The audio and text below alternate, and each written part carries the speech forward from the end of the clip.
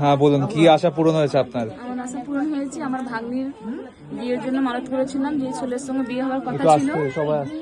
যে ছেলের সঙ্গে বিয়ে হওয়ার কথা ছিল, ছেলেটার সঙ্গে ক্যান্সেল হয়ে গেছিল। ওই ছেলেটা অন্য মেয়ের পাল্লে পড়ে গেছিল, বিয়ে করবো না। আমি মাকে মানসিক করে গিয়েছিলাম, মা আমার তুমি মানে লাজ রাখবে যেন আমার ভাগ্নি ওই ছেলের সঙ্গে বিয়ে হোক, মা আমি তোমার পুজো দেবো। তাই আজকে মায়ের আমি পুজো দিতে এসেছি। মা আমার মানসিক পুরো করেছে, মা আমার আশা পুরো করেছে। আর এই গোপালটা দিয়েছি আমার ছেলের জন্য। আমার ছেলের শরীর জন্ডিস হয়েছিল, তাই মাকে যেন মা রিপোর্টে ভালো আসলে আমার ছেলে ও সুস্থ হয়ে মা তোমাকে গোপাল দিয়ে পুজো দেবো। তাই আজকে গোপাল দিয়ে মাকে আমি পুজো দিয়েছি। সেই গোপাল দিয়ে পুজো দিচ্ছেন? হ্যাঁ। আর এই 1000 টাকাটা মাকে লক্ষ্মী ভান্ডার জন্য মানসিক করেছিলাম কি মা প্রথমবার টাকা আসলে আমার 3বার অ্যাপ্লাই করেছিলাম, হয়নি। তাই আমি মাকে মানসিক করে গেছিলাম, মা আমার যদি প্রথম টাকা আমি আপনাকেই দেবো।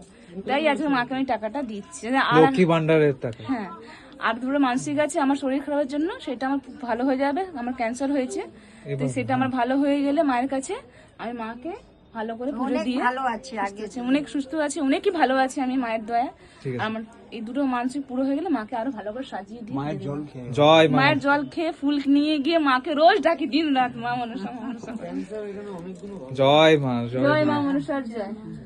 তুমি ওই 1000 টাকা এড়িয়ে কে দিল তোমাকে? আমার মন দিয়ে আসলে তাই দিলাম।